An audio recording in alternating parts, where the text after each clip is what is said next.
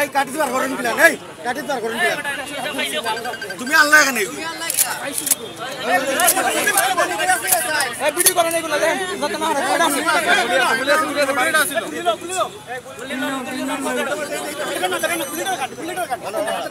না এখানে পড়ে যাবে আপনি হাতে রাখেন হাতে রাখেন পুলিশ হাতে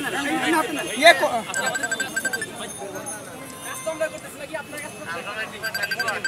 এই জায়গার বন্ধু কর এই তোমার নাম কিটা ফয়সালা এই নাম কিটা ফয়সালা মিনপাত কোন জায়গায় বাড়ি হ্যালো হ্যালো আমাদের পাশে নিয়ে আসতো কম বন্ধ হয়ে যাচ্ছে দেখো আরাম জায়গা বাচ্চা এই এটা কিটা করে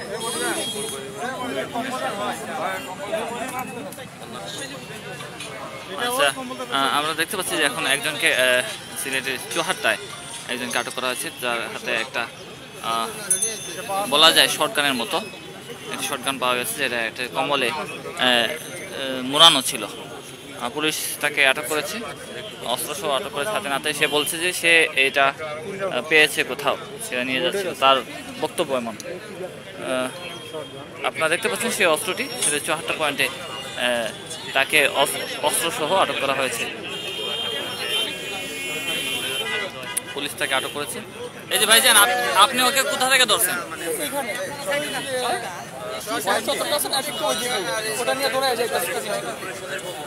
মানে সে কি কোনো ফায়ার টায়ার করছে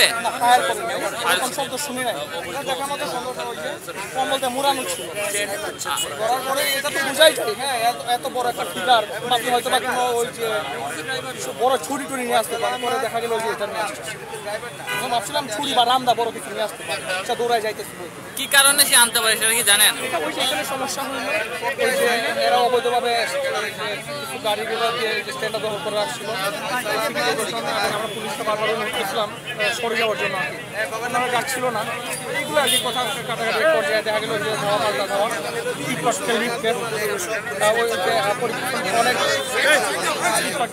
করতেছিল আমরা এখানে ছিলাম এর মধ্যে সে আবার এই দিক থেকে দৌড়ায় যাইতেছিল এর মধ্যে আর কি আরো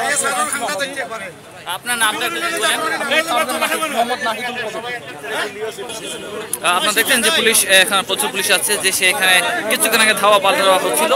যার ফলে পুলিশ সন্দেহ করছে যে সে এখানে অস্ত্র সহকারে পৌঁছায় ভাই একটু দেখি আপনার একটু এখন শরীফ ভাই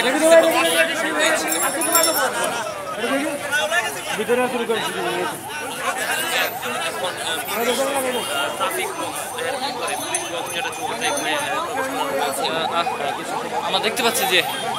এই মুহূর্তে পুলিশ তাকে তার পুলিশ বক্সে চুয়াহাট্টা যে সিলেটের চুয়াহাট্টা সেই পুলিশ বক্সে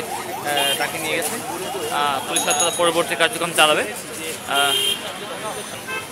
যেখানে সিটি কর্পোরেশনের উন্নয়ন কাজ চলছিল পুলিশ যেটা বলছিল যে ধাওয়া পাল্টা দেওয়া হয়েছিল একটু আগে এখানে লোকজনের সাথে ধাওয়া পাল্টা দেওয়া হয়েছিল এমনটা বলছিলেন তারা অনেকে তবে এই যে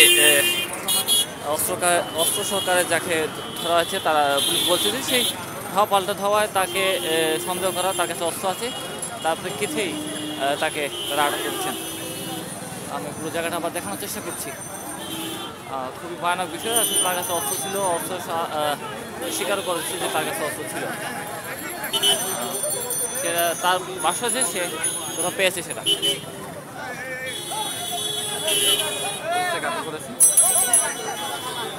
পুরো এলাকা যে থমথমে অবস্থা বিরাজ করছে পুরো জায়গাটা দেখানোর চেষ্টা করছি